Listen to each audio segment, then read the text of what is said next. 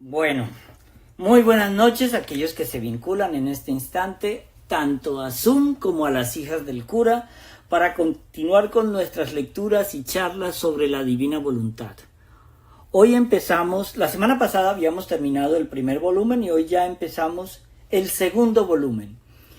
Y en este volumen vamos a aprender algunas cositas sencillas que nos quiere enseñar el Señor.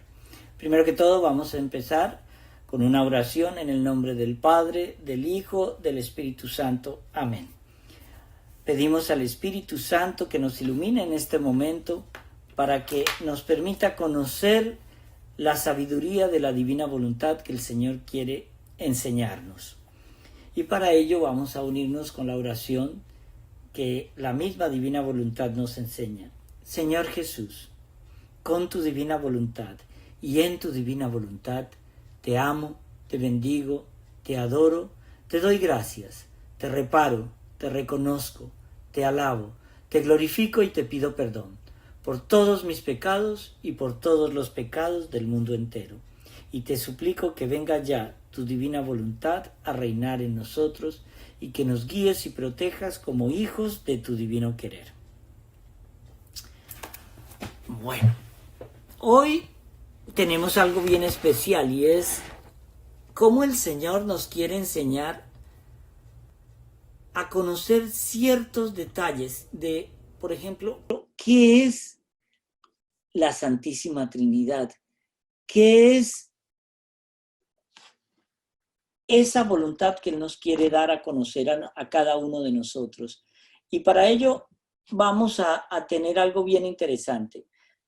Empezando el segundo volumen, el Señor le ha pedido a Luisa ahora que por obediencia escriba cada experiencia que ella vive con él. Pero Luisa lo hace a regañadientes. Entonces el Señor se le muestra muy esquivo a Luisa y ella le pregunta por qué ese aislamiento. Y el Señor le dice, porque no estás acatando la divina voluntad como yo quiero que lo hagas. Si yo te digo que escribas tus experiencias conmigo, entonces escríbelas, eso es todo.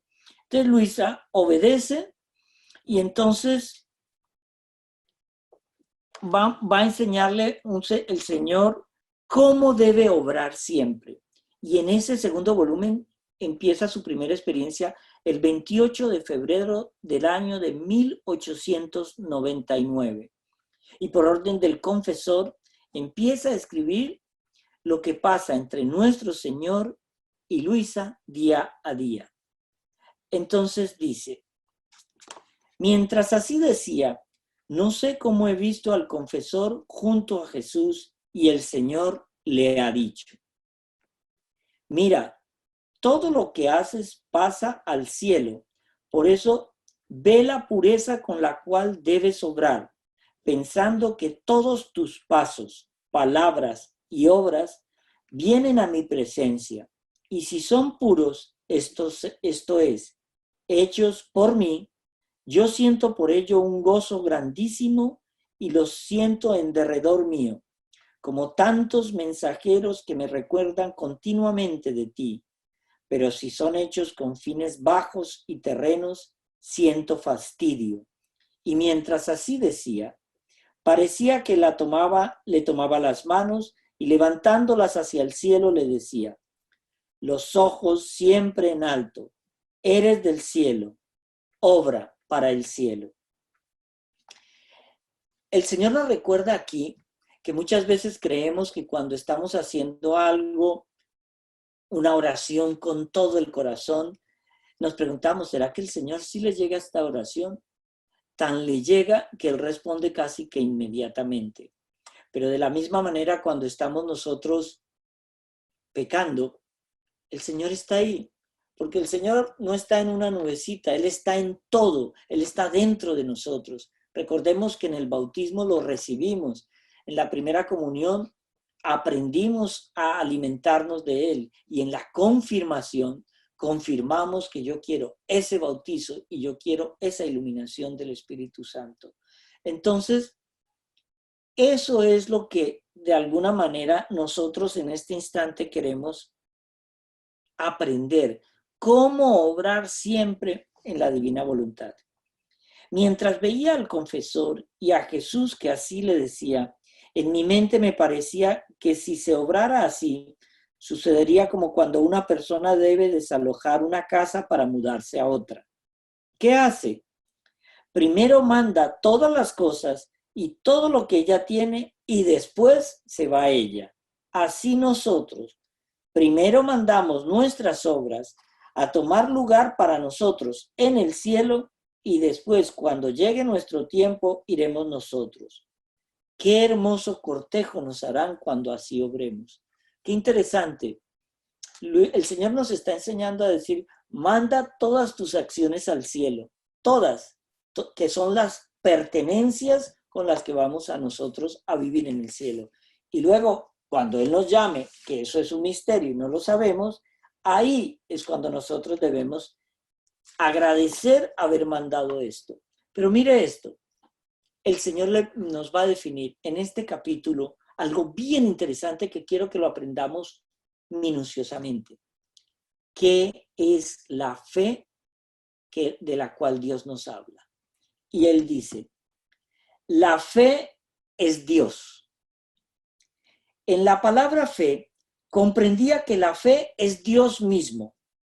Así como el alimento material da vida al cuerpo para que no muera, así la fe da la vida al alma. Sin la fe, el alma está muerta.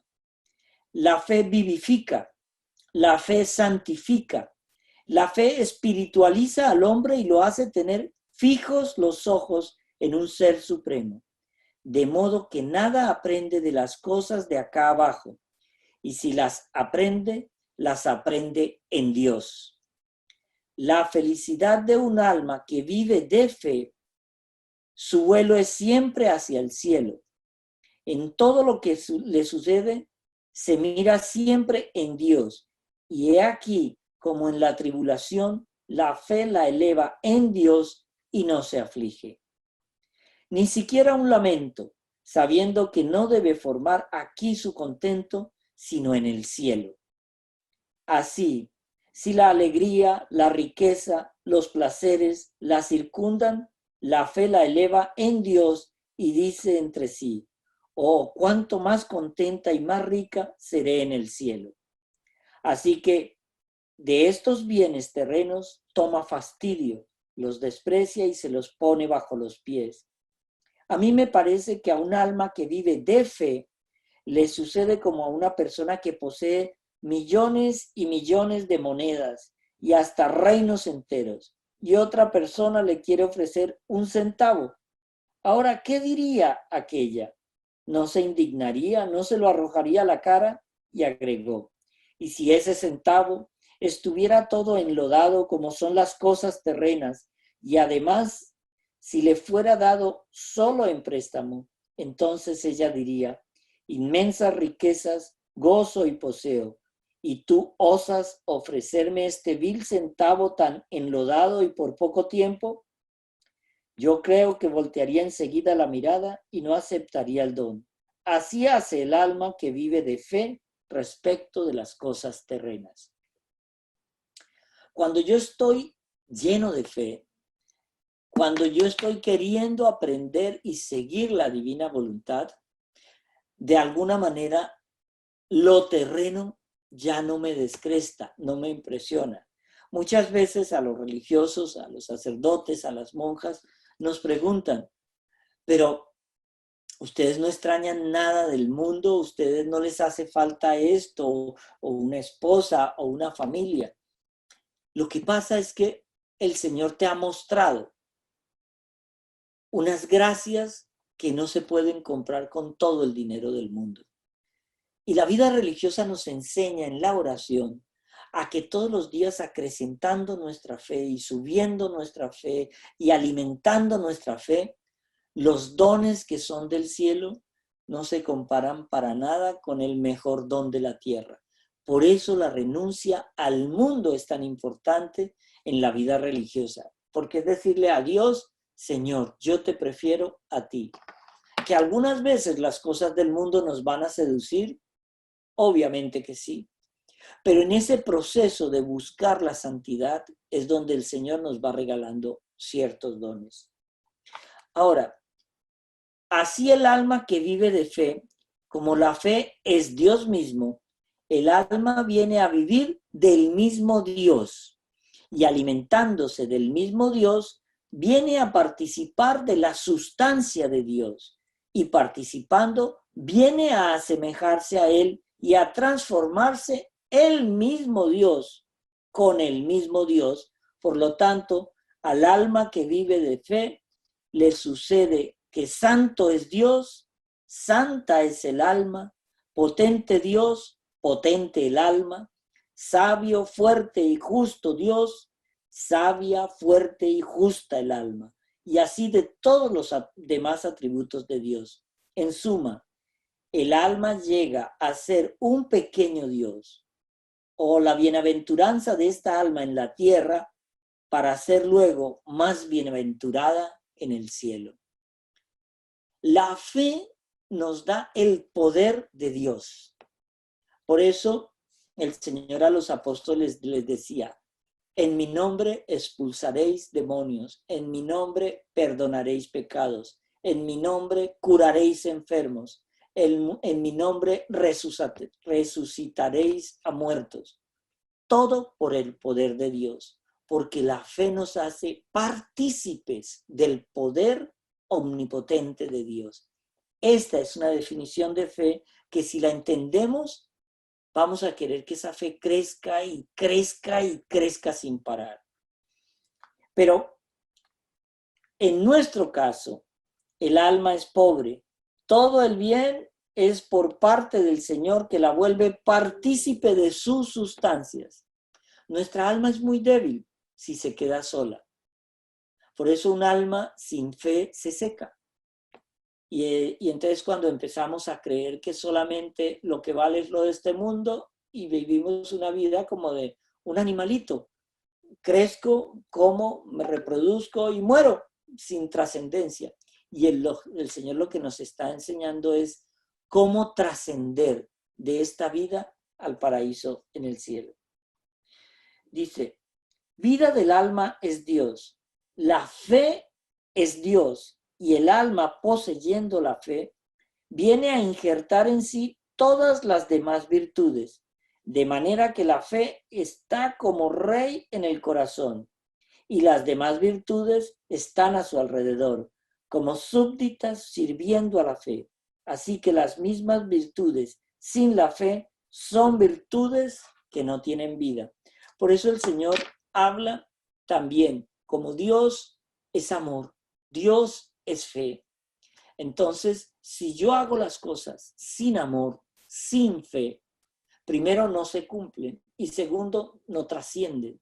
Yo puedo ser un millonario y donar todos mis millones a los pobres, pero si no lo hago con el amor que el Señor me está llamando, no estoy haciendo nada. Él quiere que lo hagamos todo con amor, porque Dios es amor y eso es lo importante. Dice, me parece a mí que Dios en dos modos comunica la fe al hombre. Esto es bien importante. ¿Cómo se comunica esa fe de Dios al hombre? La primera es en el santo bautismo. La segunda es cuando Dios bendito, depositando una partecita de su sustancia en el alma, le comunica la virtud de hacer milagros, como la de poder resucitar a muertos, sanar enfermos, detener el sol y demás. Si el mundo tuviera fe, se cambiaría todo en un paraíso terrestre. Así el alma que vive de fe es tan tímida de las cosas terrenas que por temor de ser acechada ni siquiera les dirige una mirada. Su mirada está en lo alto, encima de todas las cosas de la tierra, especialmente en las llagas de Jesucristo. Y desde dentro de aquellas lindas y santas moradas, gime, llora, reza y sufre con su esposo Jesús sobre la condición y miseria en la que yace el género humano. El Señor de nuevo aquí nos empieza a preparar. ¿Cómo debo tener yo mi alma? ¿Cómo debo prepararme para todas las gracias? Mira, apenas estamos en el segundo volumen, son 36. Y esto va a ser capítulo a capítulo una riqueza. Ya nos explicó qué es la fe, cómo se vive la fe, cómo debemos obedecer. En el capítulo primero es cómo debemos casarnos con Jesús, cómo debemos vivir la divina voluntad. Aquí va a empezar a moldear nuestra alma. ¿Cómo quiero tu alma para que la vivas en la divina voluntad? La fe es la virtud más importante del creyente. Sin fe no somos nada. Y el Señor sigue preparándonos aquí y nos dice, sucede como a una persona que ha recibido un don que ella no poseía. Ahora, ¿qué hace? Lo toma y se hace dueña de él, pero cada vez que lo mira dice entre sí, esto es mío, pero me fue dado por otra persona. Así hace el alma a la cual el Señor, desprendiendo de sí una partecita de su ser divino, la cambia en sí mismo. Es que con fe nos hacemos como Dios. Esto es bien interesante, es una lección teológica bien complicada, porque es que Jesús nos hace hijos adoptivos del Padre y en esa adopción nos da dones, nos da regalos, pero tiene que ser una entrega de fe profunda. La fe no es una cosa que diga yo, hoy tengo fe y amanecí con fe y entonces voy a vivir con fe. No, es un proceso, es como una convulsión, dentro del alma yo tengo que cambiar mi manera de ser, tengo que cambiar mi manera de ver, de oír, de escuchar, de relacionarme, de sentir. La fe es una convicción entera y hay que orar para que el Dios nos dé la fe. La oración es clave para recibir el don de la fe, que es Dios. Y dice, ahora, esta alma, ¿cómo aborrece el pecado? Pero al mismo tiempo compadece a los demás. La persona que tiene una fe profunda tiene una aversión por el pecado, pero se compadece del que ni siquiera entiende el pecado. Ruega por aquel que ve que camina en el camino del precipicio. Se une junto a Jesucristo y se ofrece como víctima para sufrir y así aplacar la justicia divina y para librar las criaturas de los merecidos castigos. Y si fuese necesario el sacrificio de su vida, de buena gana lo haría para la salvación de una sola alma. Con el primero, habiendo dicho el confesor que explicaría cómo ve la divinidad de nuestro Señor, le he respondido que era imposible saberle decir algo. El confesor de Luisa le preguntaba, pero ¿cómo es esa divinidad con la que hablas o la que ves en tus estados místicos? Y ella no lo podía explicar.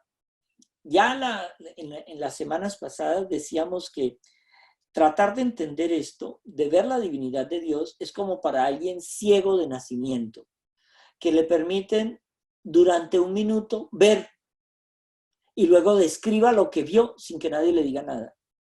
Es imposible. ¿Cómo va alguien que nunca ha visto un árbol, no sabe qué es un árbol? Alguien que nunca ha visto un perro, no sabe qué es un perro, ve una figura moviéndose.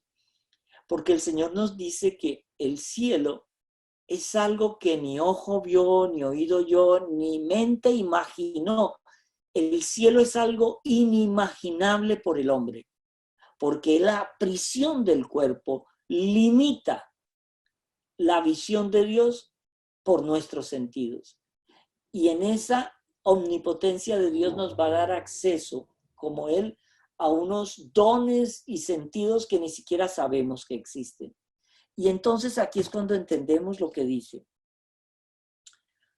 Mientras me encuentro fuera de mí misma y encontrándome en lo alto de los cielos, me ha parecido ver a Dios dentro de una luz. Y Él mismo parecía también luz. y en esta luz se encontraba la belleza, la fuerza, la sabiduría, inmensidad, altura, profundidad, sin límites ni confines. Así que también en el aire que respiramos es Dios mismo que se respira. Así que cada uno lo puede hacer como vida propia, como de hecho lo es. Así que ninguna cosa le escapa y ninguna le puede escapar al pensamiento. Alguna vez, si ustedes cogen un pez y lo sacan y le quitan el agua, ese pez toda su vida, de alguna manera, puede llegar a decir el agua no existe. Solo sabrá que el agua existe el día que lo saquen del agua, cuando le haga falta. Ese es el alma humana. El alma humana tenderá siempre a buscar a Dios y solo descansará realmente cuando encuentre al Dios verdadero. Todo lo otro que no sea nuestro Dios, todo lo otro que no sea esta Santísima Trinidad, son demonios. ¿Es fácil? No existen dioses intermedios, solo hay un Dios al que tenemos que adorar. Y eso es lo que el Señor quiere enseñarnos hoy.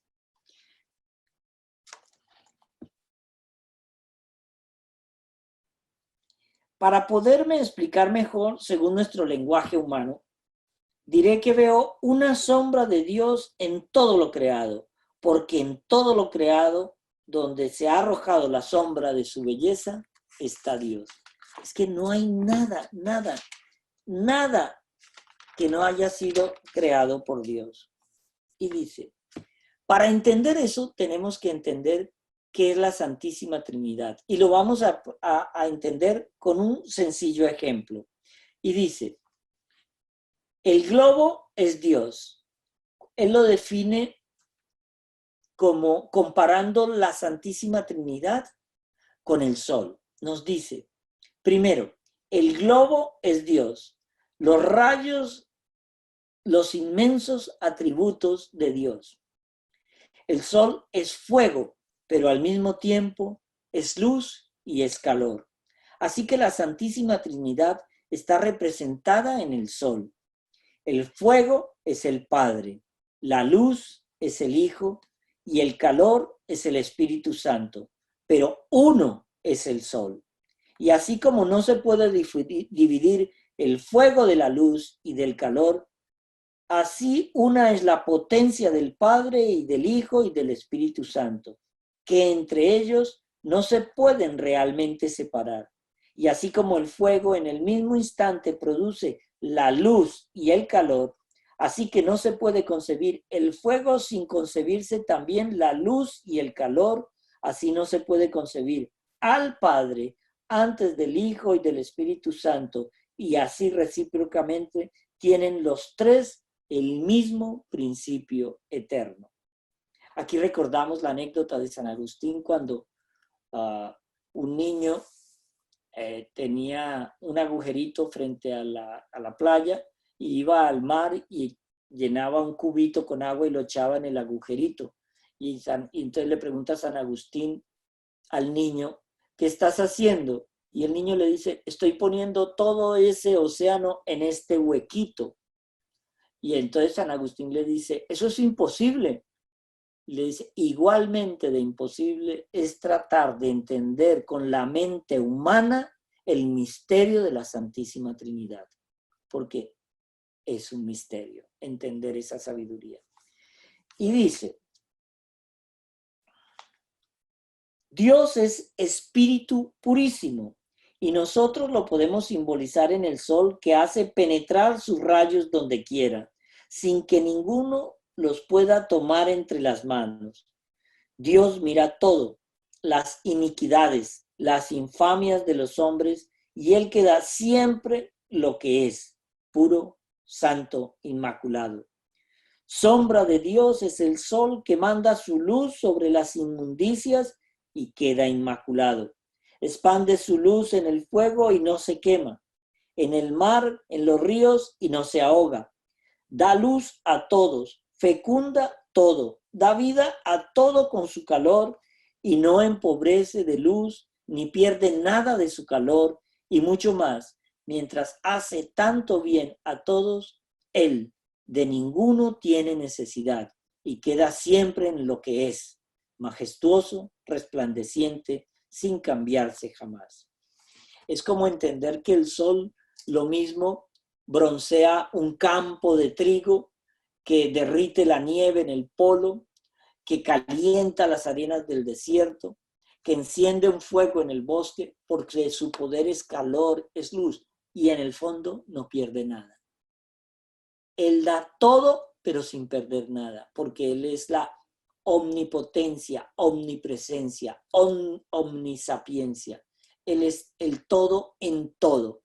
Y esa definición nos va a servir a nosotros para entender algo bien interesante. No hay cosa que no sienta.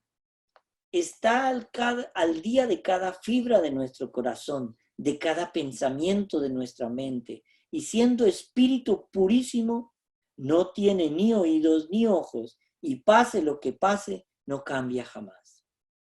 El sol, invistiendo al mundo con su luz, no se fatiga. Así Dios, dando vida a todos, ayudando y rigiendo al mundo, no se fatiga. Así el pecador, con el pecado, puede alejarse de Dios y no gozar más de sus beneficiosos influjos. Pero a Dios nada le hace. Todo el mal es del pecador. Así, del sol divino, ninguna mente creada puede restringirlo en su pequeña mente para comprenderlo en todo lo que es. Y ni siquiera esforzarse quedaría deslumbrada, y si quisiera esforzarse en comprenderlo, quedaría deslumbrada y confundida. Y si este sol divino quisiera hacer ostentación de todo su amor, haciéndoselo sentir al hombre mientras está aún en la carne mortal, el hombre en ese instante quedaría incinerado de amor. Esa es la belleza de entender cómo quiere el Señor prepararnos en la divina voluntad para entender la Santísima Trinidad, para entender qué es el sol de su voluntad, para entender cómo Él actúa en nosotros. Y entonces dice, mientras parece que comprende alguna cosa de Dios, al verlo parece que no he comprendido nada, más bien me parece haber dicho disparates. Y espero que en esta explicación, dice Luisa, Jesús me perdone. Porque entender la divina voluntad y el misterio de la Santísima Trinidad es imposible para el hombre. Solo hay que vivirla y aceptarla. Obediencia y abnegación, pero también lucha y justicia. Es lo que nos va a enseñar ahora a preparar el Señor. Ahora, cuando el hombre peca, el Señor le quiere enseñar algo bien interesante. Cuando el hombre peca, tiene que asumir los castigos. Todo pecado lleva engendrado en sí la semilla del castigo. Y el Señor a Luisa le muestra que hay unos castigos que van a venir. Recordemos que esto está ocurriendo en el año 1899. Y le anunció la Primera Guerra Mundial, le anunció la Segunda Guerra Mundial y le anunció lo que viene. Y eso es lo que vamos a empezar a entender. ¿Qué son los castigos? Dice, hija mía, mi justicia se ha vuelto muy pesada y son tantas las ofensas que me hacen los hombres que no puedo sostenerlas más. Por lo tanto, la guadaña de la muerte está a punto de matar a muchos, de improviso y de enfermedades, y además son tantos los castigos que verteré sobre el mundo que serán una especie de juicio final. Entonces continuó diciendo, porque la obediencia lo quiere. Dice, entonces me parecía ver las calles llenas de carne humana y la sangre que inundaba la tierra, ciudades sitiadas por enemigos que no perdonaban ni siquiera a los niños. Me parecía como tantos animales salidos del infierno. No respetaron ni iglesias ni sacerdotes. Parecía que el Señor mandaba un castigo del cielo. Cual sea, no sé decirlo. Solo me parecía que todos recibiremos un golpe mortal. Y quien quedará víctima de la muerte y quien se repondrá. Me parecía también ver las plantas secas y muchos otros animales que deben venir sobre las cosechas. Oh Dios, qué pena ver estas cosas y estar obligada a manifestarlas. ¿Cómo entender que el Señor nos estaba diciendo, mira, es que tenemos que entender algo? El pecado conlleva el dolor y la muerte. El pecado daña nuestra comunicación con Dios, pero muchas veces la tentación supera nuestro nivel de oración y caemos. Entonces el Señor nos dice, mira, en la divina voluntad vamos a entender nosotros poquito a poquito. Es que la divina voluntad es una cartilla para alguien que está gateando en la fe. Pero cada paso equivale a una lección de teología de una profundidad que difícilmente podremos entender, pero sí podemos vivirla. En esta definición de fe que nos dio el Señor aquí, es esa fe la que el Señor quiere, pero no llegaremos a esa fe sino a través de una profunda, constante y obsesiva oración, porque la fe es un don de Dios, pero es un don que hay que pedir. Y a raíz de ese don dado es que nosotros podemos empezar a obrar las otras virtudes.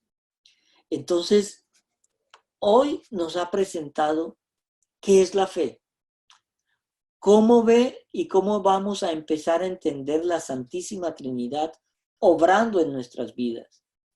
Esa Santísima Trinidad, ese Dios que es representado con ese sol de fuego, de calor, de luz, que es indivisible el uno del otro.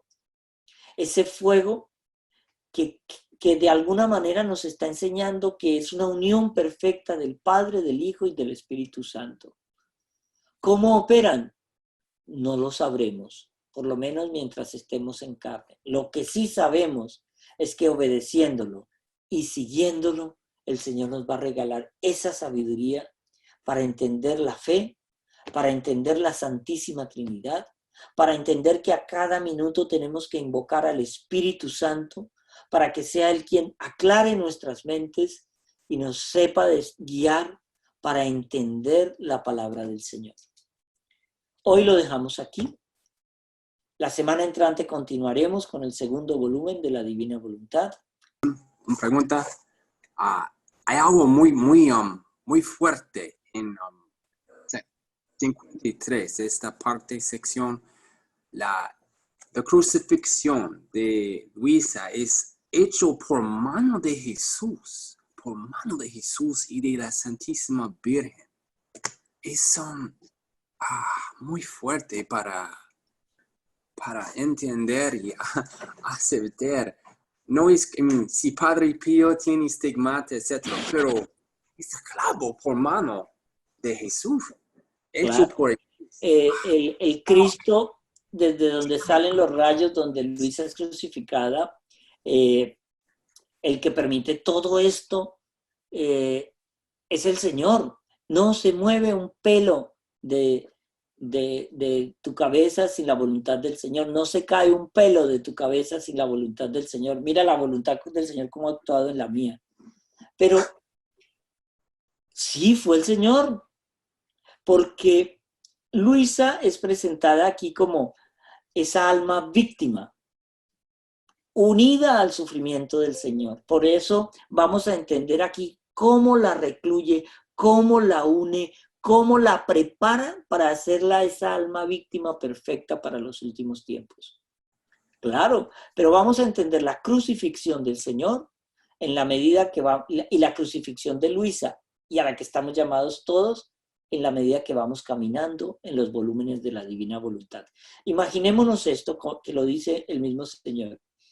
Cada volumen es un ladrillo con el cual el Señor va a construir un castillo en nuestro corazón, donde Él va a habitar a sus anchas. Cada volumen de la divina voluntad es un gran ladrillo que estará construyendo la casa del Señor de la divina voluntad. Bendición de Dios Todopoderoso, Padre, Hijo y Espíritu Santo descienda sobre ustedes y permanezca para siempre. El Señor los bendiga y aprendamos a vivir siempre en la divina voluntad, con la divina voluntad. Dios los bendiga.